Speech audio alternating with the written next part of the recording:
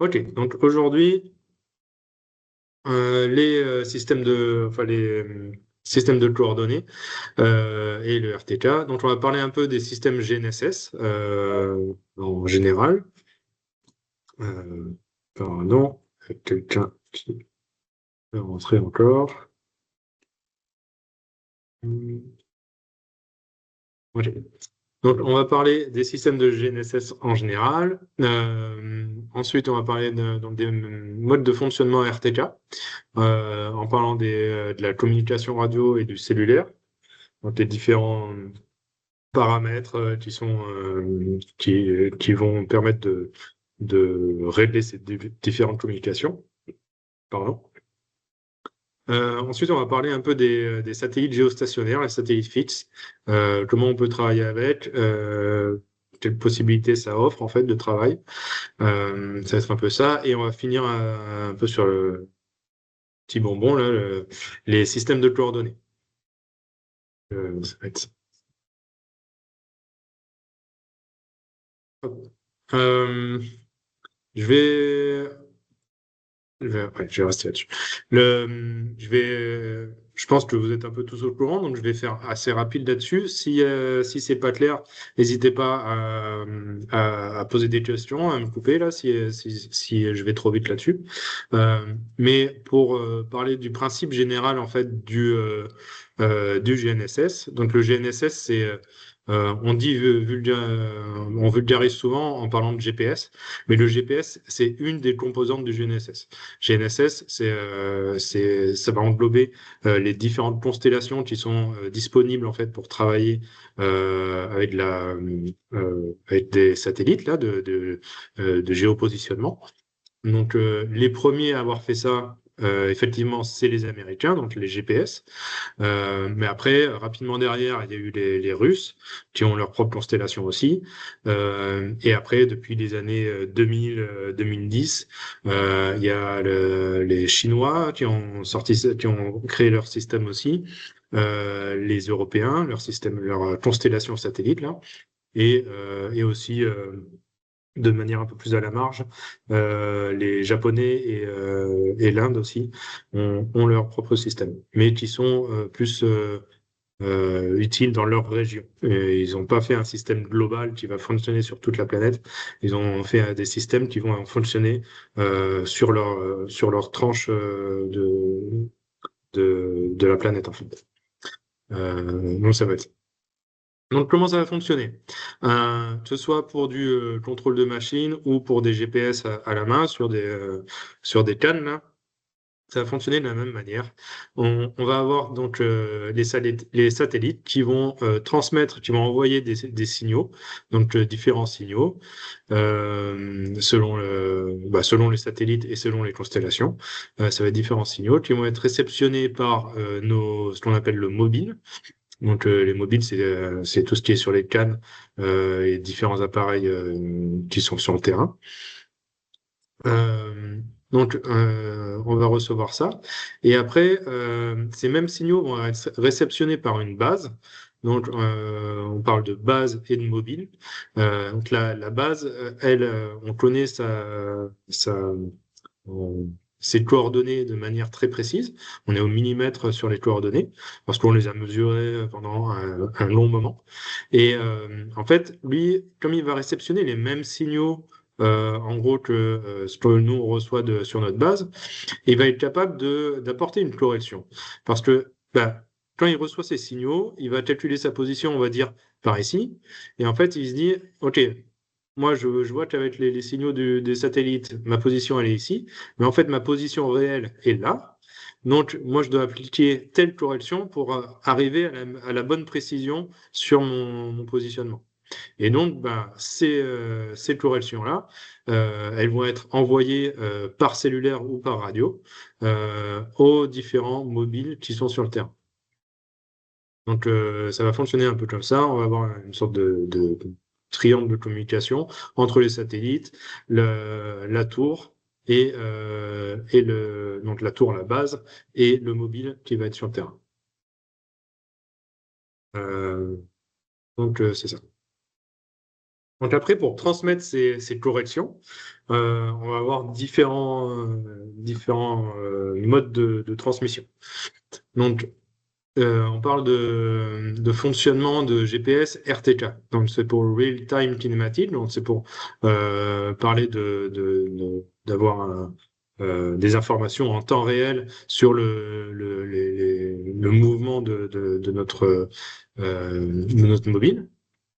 Et donc, on va pouvoir les envoyer par radio en premier. Donc, ça, c'est des bases radio qu'on peut avoir sur un chantier. Quand on est pris, qu'il n'y a pas de cellulaire dans le secteur où on va travailler, ou si vraiment il y a des difficultés avec, ou sinon, si les réseaux n'est pas assez fiable, ou si bah, il n'y a pas de tour dans le secteur où on est, bah, on va pouvoir prendre une base radio et pouvoir travailler sur notre chantier. Et après, il y a deux modes cellulaires où bah là, il faut que dans notre carnet ou notre antenne, on ait une connexion Internet qui existe. On va pouvoir soit avoir une connexion par serveur et port. Donc, serveur et port, on va aller chercher des informations, une adresse IP et un port pour créer notre connexion, pour initialiser notre connexion. Et sinon, il y a un autre mode, N-trip, où bah, on va quand même se connecter à un serveur via une adresse N-trip, via une sorte d'adresse courriel, une adresse HTTP, là, qu'on va setter. Et après, il nous faut un identifiant et un mot de passe pour accéder à ça. Donc, c'est pour ça que SmartNet, ça fonctionne comme ça. Mais après, pour avoir cet identifiant et ce mot de passe, il faut avoir généralement acheté une licence pour pouvoir travailler avec. Server Trip, c'est le mode de fonctionnement du MERN. Donc, on se connecte tous au même serveur, en fait, avec la même adresse IP. Et après, bah, c'est le numéro de port qui va définir avec quel tour on va aller travailler, en fait. Donc, c'est la tour de Montréal, c'est pas le même port que la tour de Québec ou de Chicoutimi ou de Sherbrooke. Donc c'est ça. Euh, ok. Donc oui, après on peut vous pouvez aussi avoir en votre possession une base qui va fonctionner en cellulaire aussi. Il n'y a pas que des bases radio qui sont disponibles. Il peut y avoir des bases cellulaires qu'on va pouvoir euh, installer avec cette configuration serveur et port, qui est la plus simple.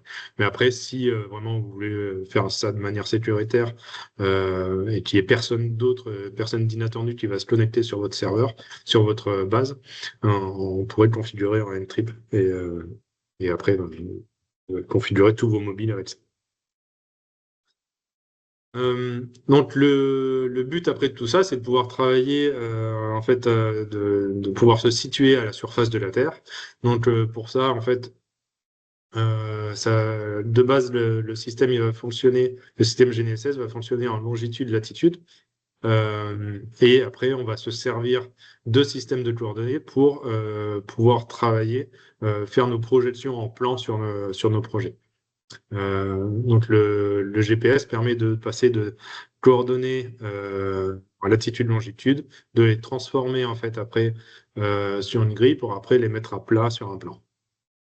Donc c'est toutes ces étapes qui sont prises en compte quand on va travailler avec un GPS. C'est sûr que bah, vu qu'on doit être constamment en lien avec les constellations satellites, bah, il y a un peu des limites d'utilisation qui sont dues au matériel quand on va travailler avec un appareil GNSS.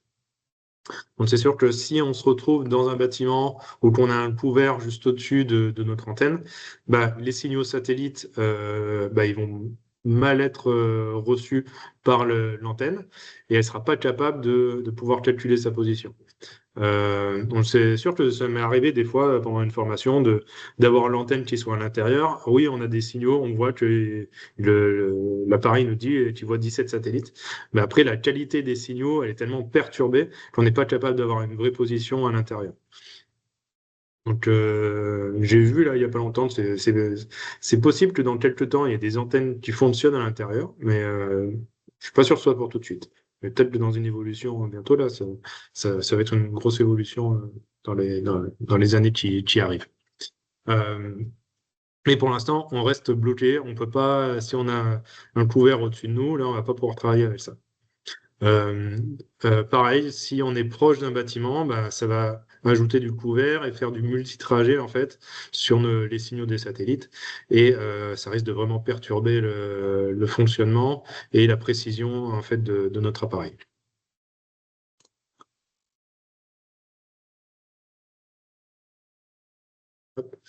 Euh, Ensuite aussi, si, c'est vrai que si on se retrouve proche de lignes à haute tension, donc qui vont créer des champs magnétiques, ça aussi, c'est des choses qui peuvent perturber.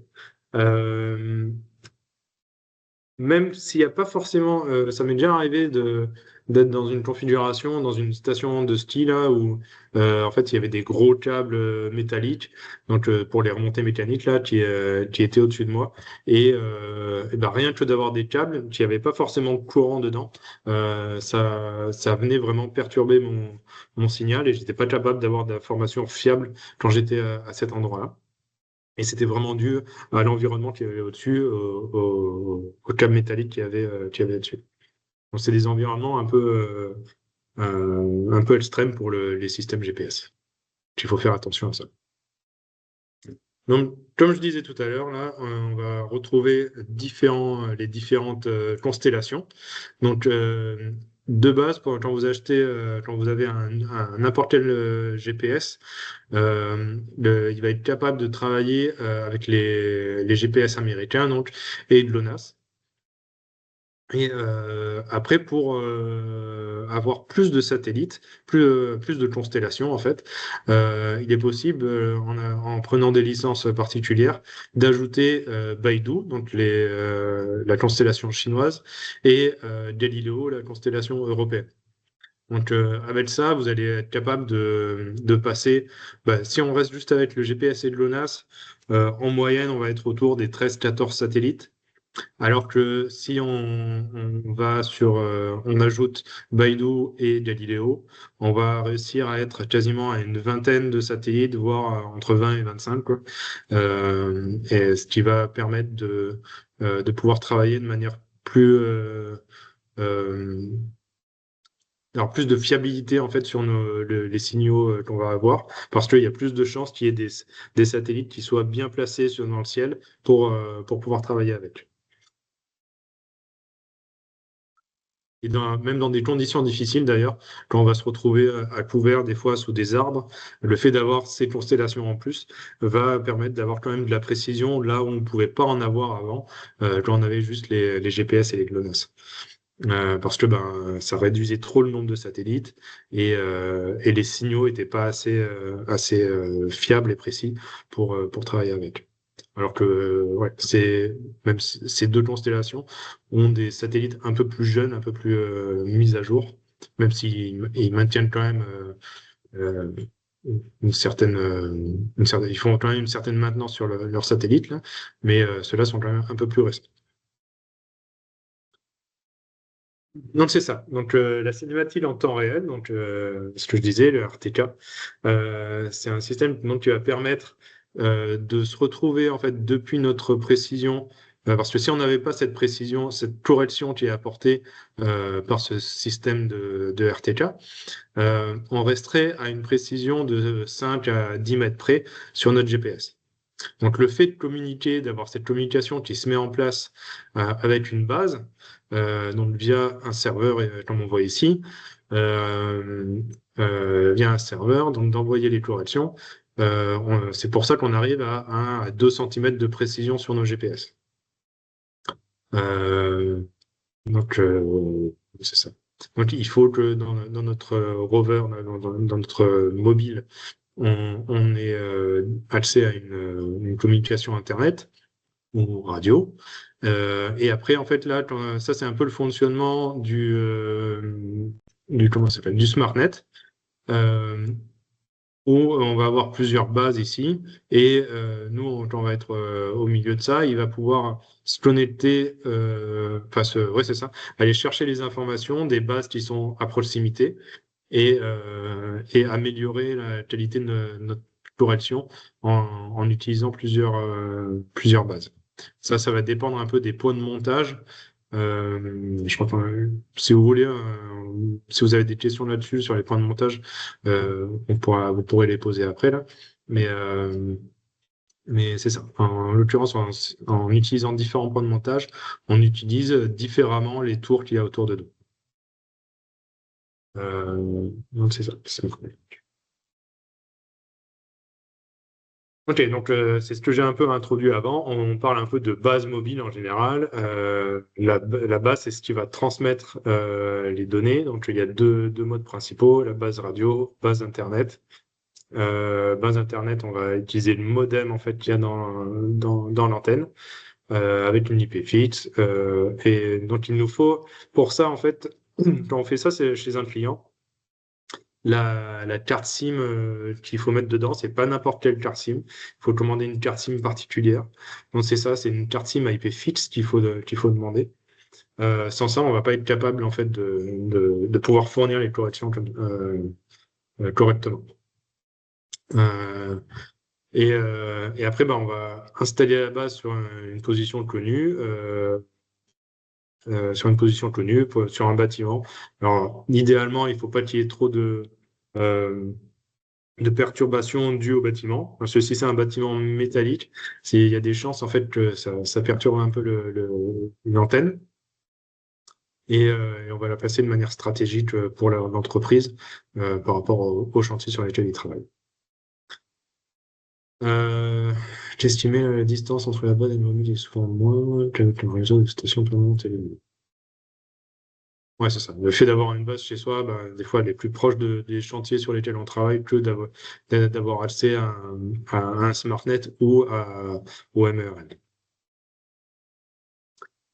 Donc, ouais, en mode RTK, les signaux GNSS atteignent une précision centimétrique. Donc après, c'est ça. Il y a les différents facteurs dont j'ai pu parler juste avant, qui vont affecter un peu la précision et la viabilité en fait des mesures qu'on peut avoir avec notre GPS.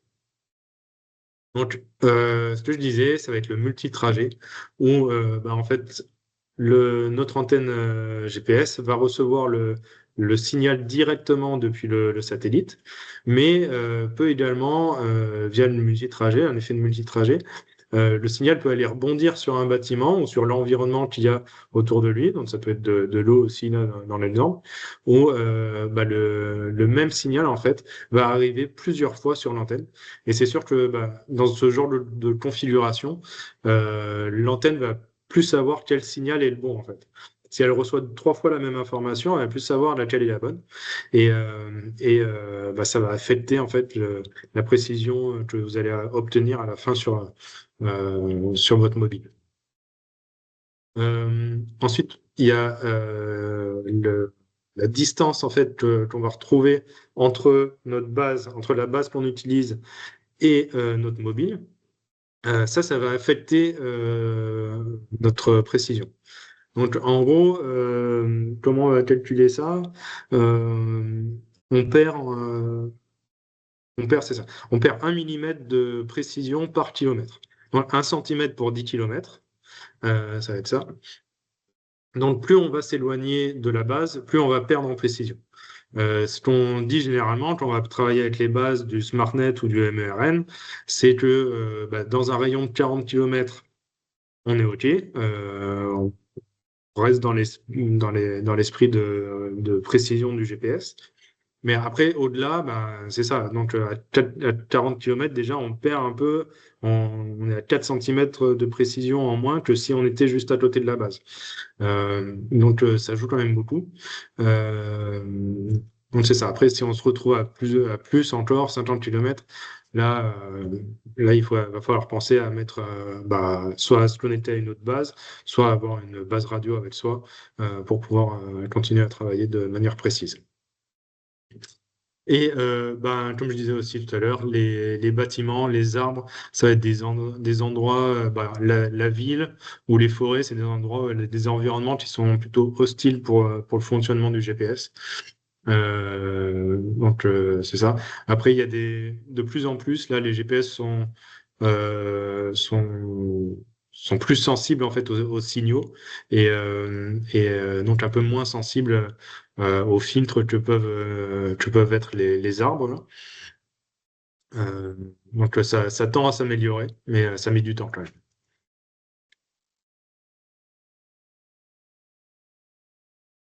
Donc après, quand on va faire, je vais vous montrer, on va voir un peu comment on configure la radio. Euh, donc il y a différents paramètres à configurer pour travailler avec une base radio. Euh, Donc, on va parler ici, on va voir le format de données, le format attendu doit correspondre à celui émis par la base. Donc, c'est ça. Donc, quand on va communiquer, quand on va faire une base radio, il faut que la configuration de la base, enfin, il faut que la configuration du mobile soit la même configuration que la base. Il faut qu'elles puissent parler le même langage, sinon elles vont pas se comprendre et bah, les corrections seront pas utilisées. Euh, donc, c'est ça. Donc, pour vérifier ces informations-là, on va pouvoir déjà dans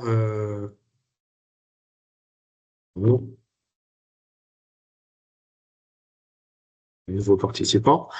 Euh, donc, pour aller vérifier la configuration de la base, on va aller dans référence RTK ici. Hop, pardon. Tac.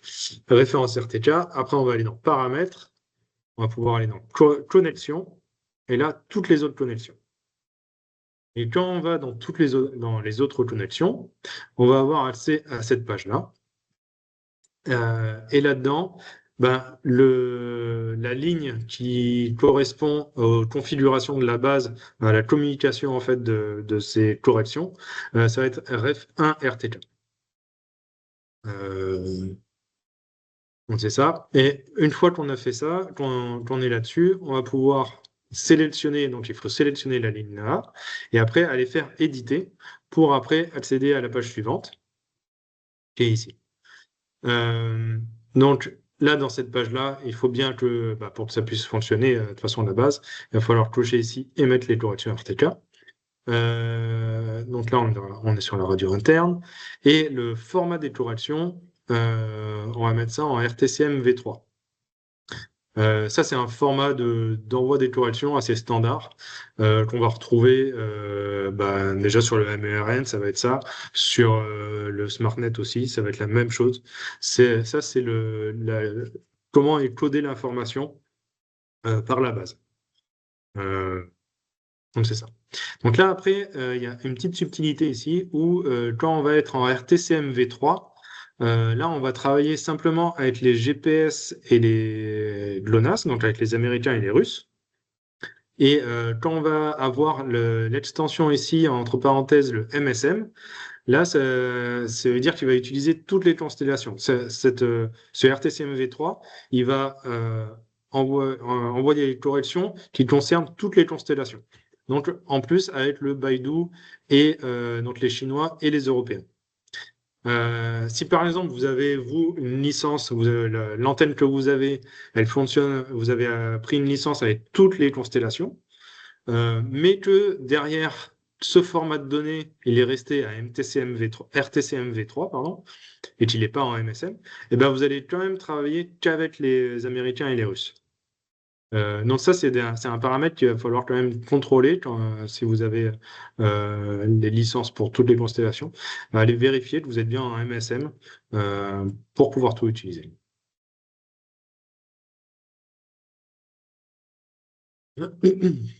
Donc après avoir vérifié notre référence, donc notre base, on va pouvoir aller vérifier le mobile.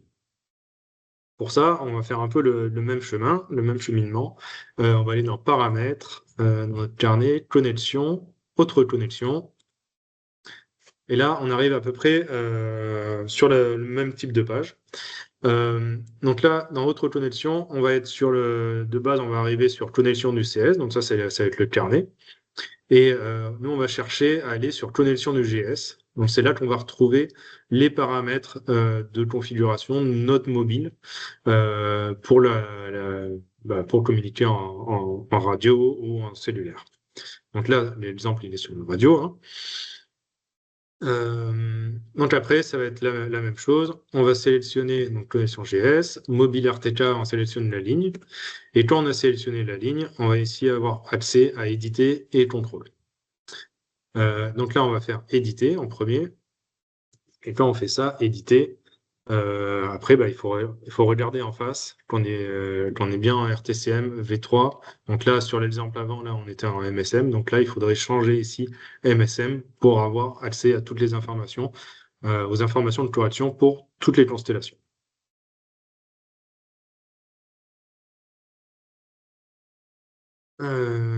C'est ça. Donc, comme je disais, on va faire un petit tour ici des différents formats qui sont utilisés. Donc, le RTCM V3, donc c'est un format universel compatible avec tous les fabricants. Donc, c'est ça. On va avoir toutes les constellations disponibles dessus. Il y a un format Leica. Pardon. Donc, c'est un format créé par Leica, en fait, qui, lui, ce format-là, il fonctionne qu'avec le GPS, les Américains et les Russes. Lui, le format, et après, il y a Leica 4G. Donc, ce format-là, lui, est compatible avec toutes les constellations. Donc, ça, c'est deux formats. Si vous travaillez, si vous avez une base, que ce soit qu'elle soit cellulaire ou radio, et que vous ne travaillez qu'avec des équipements Leica, ça peut être intéressant d'aller sur ces formats-là de correction, d'envoi de correction. Parce qu'ils sont assez fiables et vu que c'est des formats créés par Leica, ces appareils-là sont vraiment faits pour fonctionner avec ça. Après, si, c'est sûr que si vous avez d'autres personnes avec d'autres matériels qui vont avec du Trimble ou Topcon qui vont essayer de se connecter dessus, il va falloir changer ce format-là parce qu'ils vont pas être capables de les lire. Donc c'est là qu'on va repasser sur du RTCM V3 pour pouvoir travailler avec d'autres équipements, d'autres marques. Il y a les formats CMR et CMR+, là, qui viennent, eux, de Trimble et Topcon, et qui sont quand même disponibles. On peut pousser quand même sur ce format-là. Donc CMR, je crois que CMR, c'est un peu la même histoire, où on reste sur les deux constellations basiques, américain et russe, et CMR+, on ajoute les constellations. Je pense pas dire d'erreur là-dessus. C'est ça. Donc, oui, quand on a fait un setup de radio avec notre mobile et notre base, ou qu'on vient sur un chantier et qu'on veut se connecter à une base à laquelle on ne s'était pas encore connecté, donc on doit changer la fréquence de communication. Là, on va voir comment on va pouvoir faire ça. Donc là, on voit ici, en fait, on a un symbole, donc ça c'est la symbole de radio. Si on travaillait en cellulaire, il y aurait une sorte de petit appareil cellulaire, de téléphone cellulaire à la place de ça. Donc quand on va cliquer là-dessus, on va avoir cette page-là qui va s'afficher.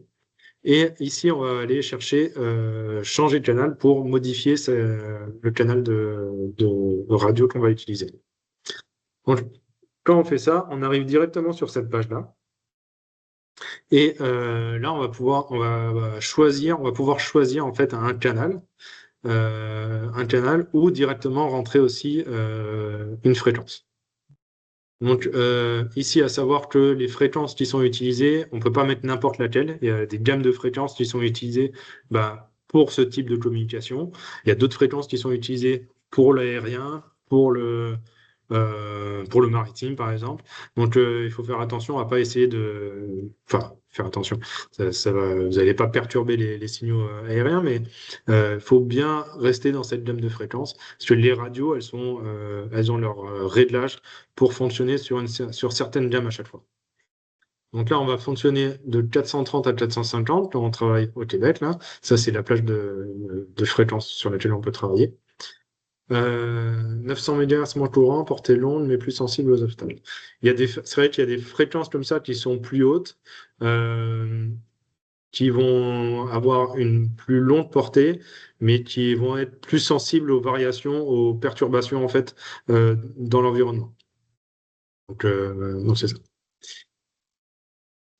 Ensuite, ici, on va parler du protocole. Donc là, on a vu le format des données, et après, il y a le protocole. Donc le protocole, c'est un... J'ai parlé de communication avant, peut-être un peu trop tôt. Euh, le protocole, c'est vraiment comment on va communiquer la radio. Donc, comment, je vais revenir un peu sur le format des données. C'est un peu comment sont écrites les données. Si on, ouais, c'est comment a été écrit la donnée. Et là, c'est la manière dont on va les envoyer. Euh, on va envoyer les données. Donc, il y a différents protocoles. Donc, ça va dépendre un peu aussi de la radio avec laquelle on va travailler. Mais c'est sûr que là, il y a des limitations par protocole, en fait. Donc, si on utilise du GMSK, on va être limité à 2 constellations.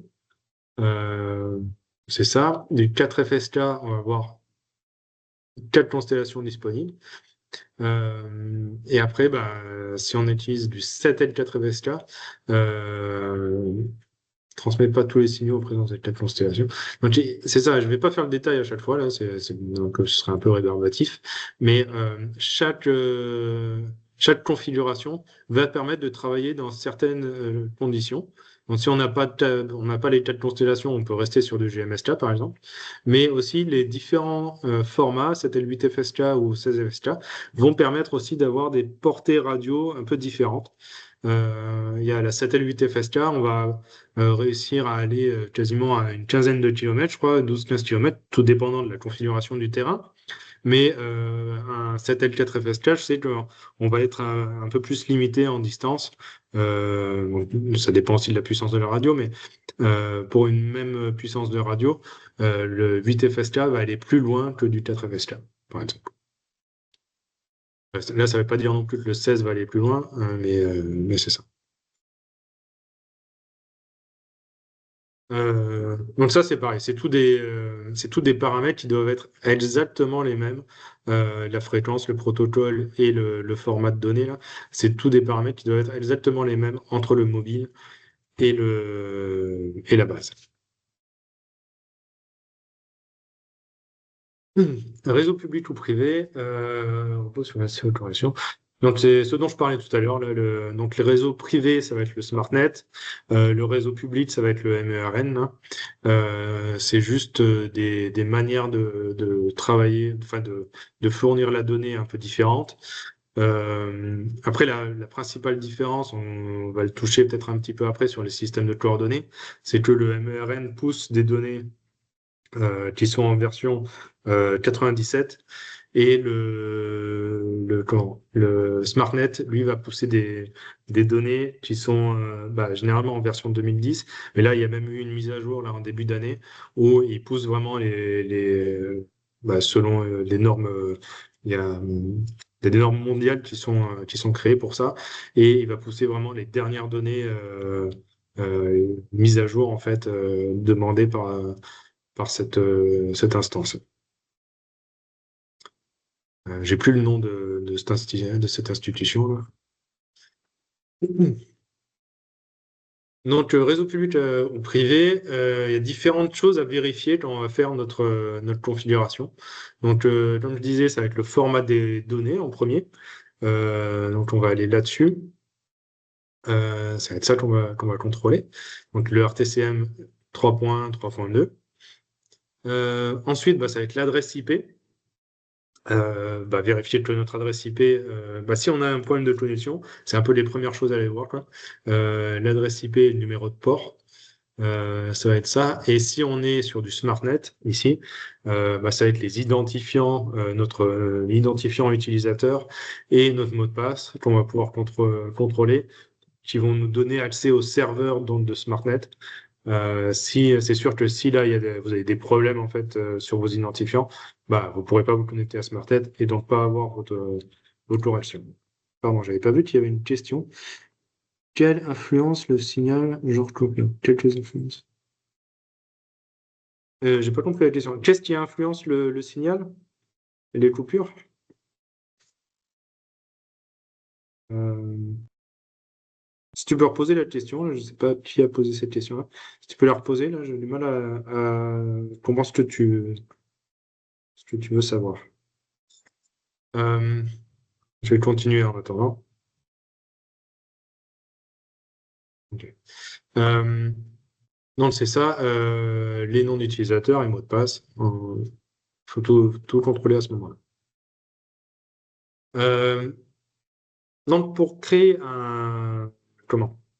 Un serveur, la connexion à un serveur, que ce soit MERN ou SmartNet, là, on va passer ici. Donc là, on voit, c'est ce que je vous disais tout à l'heure. Là, il y a un petit cellulaire ici avec un commercial dedans. Donc ça veut dire que vous êtes connecté, vous avez une connexion Internet qui existe. Et là, vous allez être capable de créer un serveur RTK. Donc quand on clique là-dessus, ça ouvre ce menu-là. On peut accéder directement ici au menu serveur RTK. Là, on va arriver à droite sur cette page-là. Et donc là, on va voir serveur à utiliser. Quand on va aller, on peut appuyer dans ce menu ici. Et là, on va accéder normalement à cette page-là. On va avoir la liste des serveurs qui sont déjà disponibles en fait sur ce matériel. Donc là, on voit qu'il y a plusieurs MERN de disponibles et qu'il y a une licence SmartNet également. Donc à ce moment-là, si vous voulez créer une nouvelle connexion, bah, vous allez faire nouveau ici en bas. Et à ce moment-là, bah, vous allez avoir la page ici où vous allez mettre le nom du serveur. Donc ici, tu sais SmartNet. Mettre l'adresse du serveur. Donc ça, c'est toujours la même adresse. Quel que soit le matériel, ça va être la même adresse. Et après, mettre un numéro de port. Donc on voit ici, par exemple, que pour le MERN, il y a une adresse IP et un numéro de port. Donc dans tous les cas, il y a toujours besoin d'un numéro de port. Euh, donc ça détermine un peu comment on va recevoir nos corrections. Donc c'est sûr qu'entre le MERN et SmartNet, c'est pas les mêmes numéros. Mais c'est ça. Ces informations-là des tours du MERN, elles sont disponibles. Là, après, vous pouvez nous appeler chez Aptech, mais elles sont aussi disponibles sur les sites du gouvernement, là, du gouvernement du Québec. En allant chercher un peu, elles sont pas faciles d'accès, mais en cherchant un peu, vous pouvez les retrouver. Vous allez avoir un tableau hein, sur un PDF, là, et vous aurez les informations pour vous connecter aux bases qu'il y a sur tout le territoire québécois. Donc c'est ça. Il y a un nom unique. Ok. Donc là, on a rentré ça. Et après, quand on travaille avec du Ntrip, donc avec le SmartNet là, on va devoir aussi configurer, aller sur la source ici pour continuer notre configuration. Euh, donc là-dedans, hop là, pardon.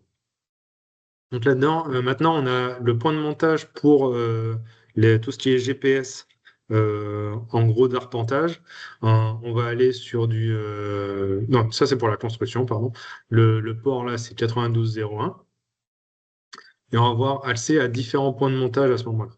Donc là, on va avoir, donc ça c'est pour la construction, la jaune là. On va avoir MSM Icon, MC Icon MSM, pardon.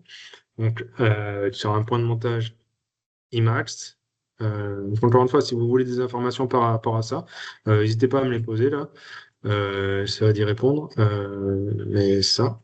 Après, il y a MSM Icon, donc lui qui va travailler que avec les Américains et les Russes. Les points de montage NIR, donc là, lui, il va travailler avec la tour la plus proche, alors que les deux autres avant, ils vont essayer de travailler avec un réseau de tours autour d'eux. Si il y a trois tours qui sont disponibles, qui sont dans une distance acceptable pour le GPS. Il va essayer de travailler en même temps avec ces 3 tours et en quelque sorte un peu améliorer le signal. Euh, le signal de correction.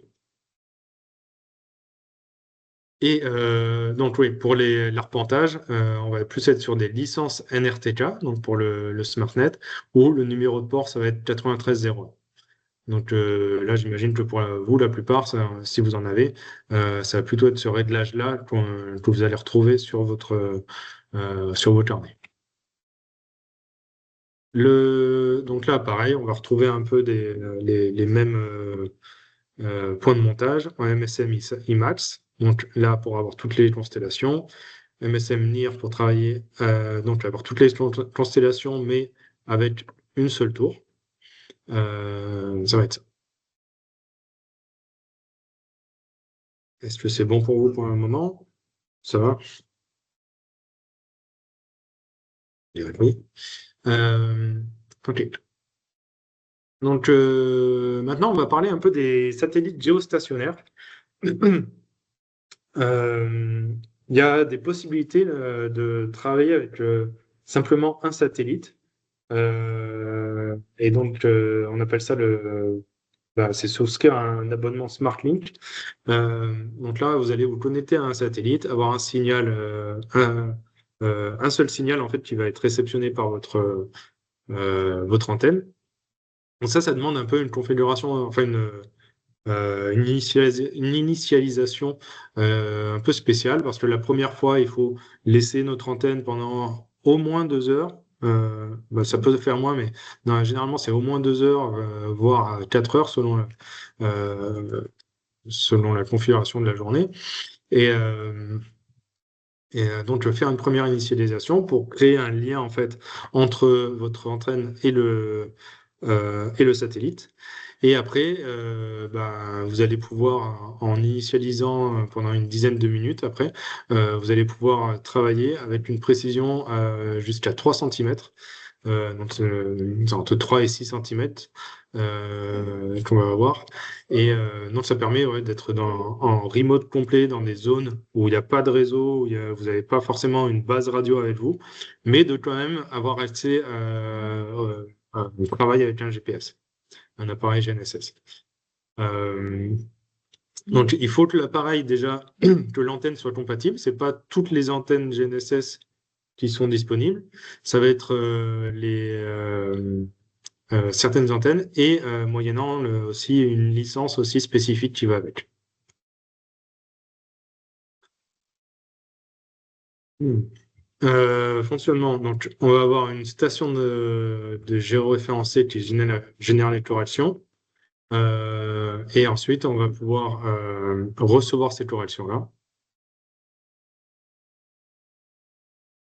Et après, il y a une communication en fait qui va se faire entre la station géoréférencée, le satellite géostationnaire et notre antenne ici. Donc c'est ça, il y a de nouvelles licences maintenant qui sont disponibles pour inclure ce type de correction. On va le voir juste après. Là, il y a un petit tableau qu'on a fait où il y a différentes licences, types de licences là. On va avoir accès en fait à différents types de corrections. Donc cette licence Network RTK, on va avoir du cellulaire. Euh, pardon, Hexagon SmartNet Pro, là, on va avoir le cellulaire et ça. Donc ça, c'est tout ce qui est correction cellulaire standard. Là, sur cette licence-là, on va avoir aussi accès au RTK Bulgin. Donc là, voilà, pardon. Euh, Ça, en fait, c'est le SmartLink Fill.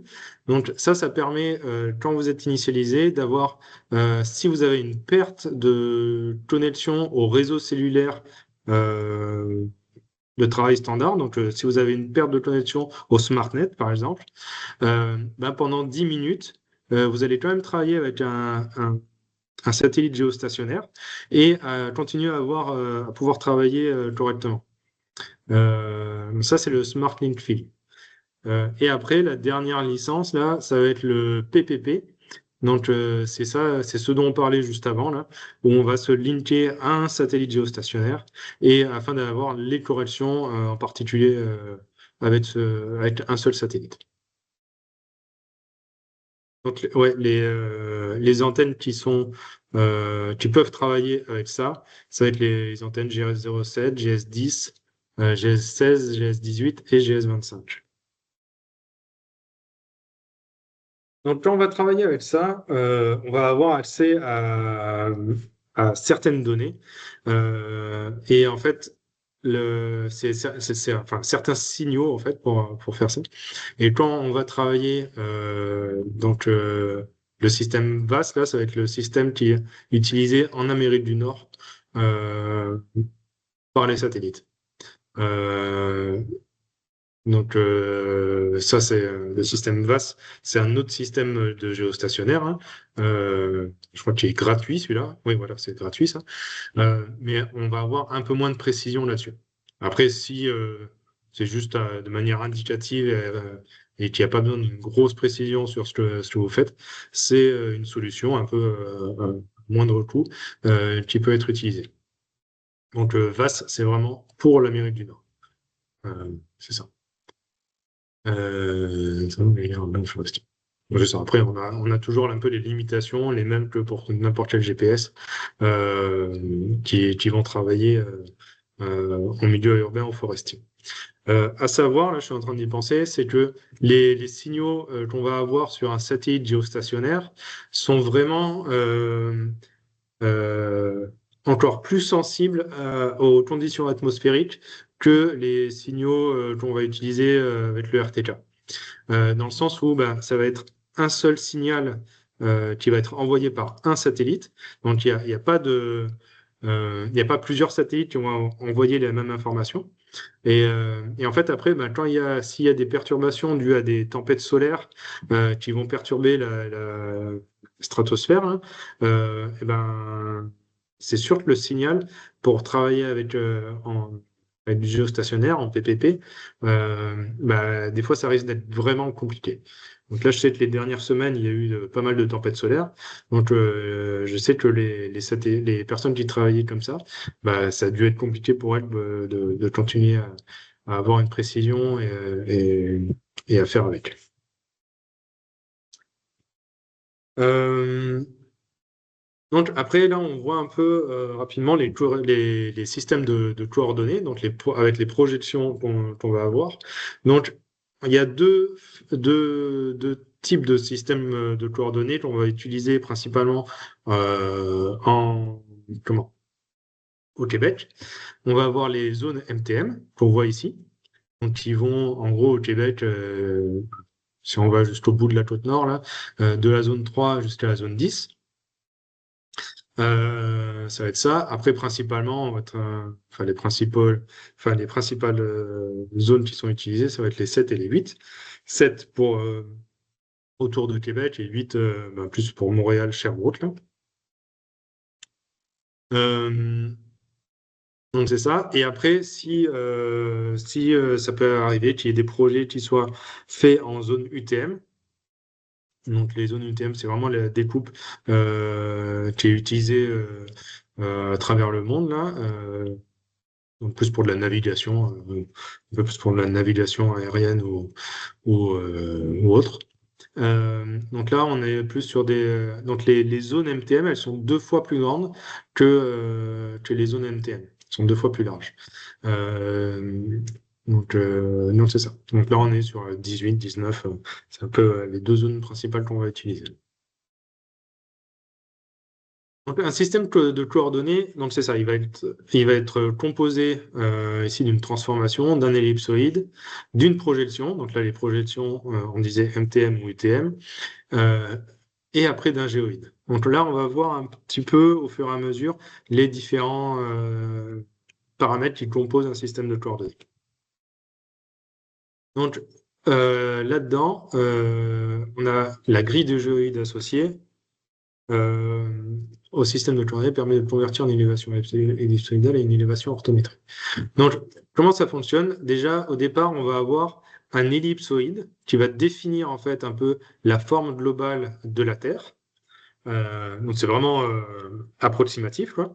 Donc c'est ça. Et après, pour être plus précis sur les zones dans lesquelles on va travailler, il y a des géoïdes, ce qu'on appelle des géoïdes, qui sont définis par zone géographique.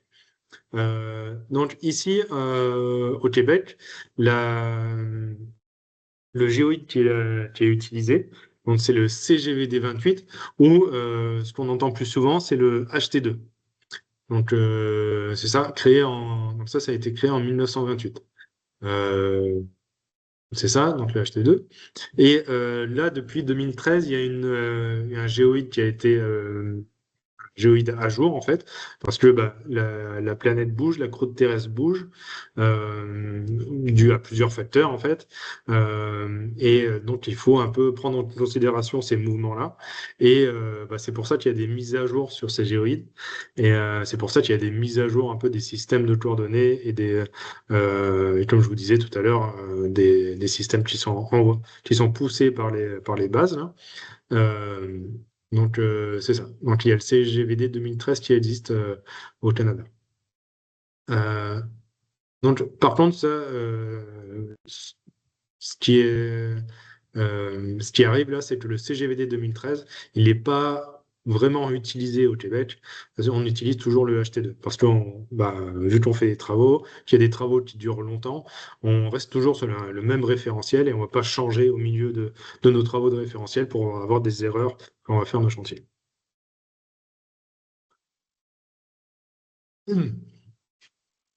Donc après là-dedans aussi, on a des grilles de transformation qui sont faites et là c'est sûr il y a eu différentes phases en fait là-dedans.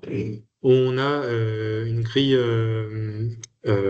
qui permet en fait de transformer du NAD 97 SCRS en NAD 83 original. Donc, généralement, on est plus sur du NAT 83 original. Ça, c'est ce qu'on veut obtenir à la fin. Généralement, les coordonnées avec lesquelles on va travailler, ça va être ça. Donc, les grilles qu'on va utiliser ici au Québec et en Ontario, ça va être celle-là. Donc, ça va être ça pour le Québec, pardon, et ça pour le Québec et ici l'Ontario. Donc chaque grille va avoir une grille de transformation différente. Donc là, on passe du SCRS 97 au NAT 83 original, pardon, et là du NAT 83 SCRS 2010 au NAT 83 original. Donc en fait, ces deux grilles vont être utilisées différemment pour deux utilisations différentes. Celle-ci, elle va fonctionner pour le MERN parce que bah, lui, le MERN, il pousse en NAT 83 97. Et ce qu'on veut obtenir à la fin, c'est du NAT 83 original. Donc ça va être ce type de grille de transformation là, CSCS là, qu'on va devoir lui mettre. Si on travaille avec du MERN, si on travaille avec du SmartNet, on va utiliser plutôt cette grille-là parce que le SmartNet pousse en 2010 et que ce qu'on veut, ben, c'est du NAT 83 original à la fin.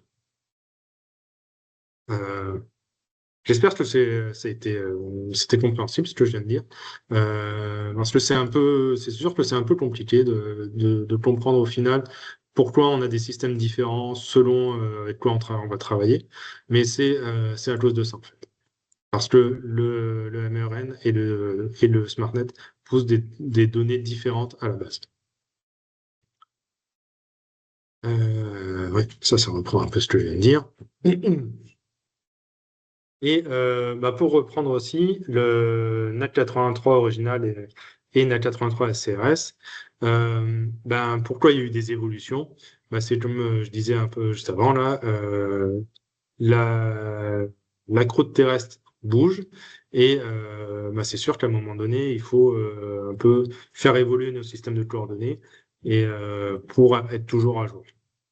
J'ai un exemple qui me vient en tête là, par exemple, il y a quelques années, bah, je sais pas, euh, peut-être 10-15 ans, je sais plus, là, il y avait eu un énorme tremblement de terre au Japon. Et en fait, ils avaient constaté, après ce tremblement de terre, qu'il y avait eu un shift de 2 à 3 mètres à certains endroits sur leurs coordonnées. Donc c'est sûr que là, il faut mettre à jour tes systèmes de coordonnées, tout reprendre quasiment à zéro pour que après tout ce que tu reprends, ça ait du sens derrière. Donc, c'est ça. Donc, il y a les mouvements de la croûte terrestre, il y a le fait que il y a ce qu'on appelle un rebond de la croûte terrestre. Donc, vu que il y avait eu beaucoup de glace sur le nord de la planète, là, la glace a fondu et ça fait que la croûte terrestre, elle va remonter parce que elle a moins de poids sur elle et elle va remonter. Donc ça, c'est tous des paramètres aussi qui font qu'on est obligé de, de faire évoluer, de travailler avec des systèmes de coordonnées différents. Donc ici, on voit en fait pour une zone particulière, la zone 7 là, que dans votre carnet, vous allez avoir plusieurs systèmes de coordonnées différents. Donc, comme je vous disais tout à l'heure, on va trouver le système pour le MERN, donc il va faire notre transformation 97 en A83 original. Ensuite, on va avoir le SmartNet, donc tu vas transformer du 2010 en A83 original. Et après, donc si vous avez des besoins particuliers, là, que vous travaillez avec du SmartNet, vous allez pouvoir travailler avec du SRS 2002 ou 97 en sélectionnant ces deux-là. Et si par hasard vous êtes sur un projet où vraiment vous devez travailler avec le dernier géoïde, vous allez peut-être pouvoir utiliser celui-ci. En fait, il ne va pas vraiment transformer les coordonnées en XY, mais il va adapter en fait sur le CGVD 2013 les attitudes que vous allez avoir. Là, le stop Q7 base, donc là c'est 7, mais ça pourrait être n'importe quelle zone, là. Mais le stop Q base, en fait, lui, il va reprendre exactement ce qui est envoyé par la base. Donc, si vous partez avec une base radio que vous avez vous-même mis en place, qu'elle pousse dans un système de coordonnées que vous avez défini, en face, votre mobile, vous ne serez pas obligé de choisir un de ceux-là. Vous allez plutôt choisir le Scope Q base, qui lui va travailler sur le même système de coordonnées qui est poussé par la base. Il n'y a aucune transformation là-dedans. Et donc après, si vous travaillez sur des zones UTM, on va aller chercher ça, UTM avec le numéro de la zone. Et là, généralement, on va travailler sur du HT2, là, l'ancien géoïde. Voilà, je suis arrivé au bout.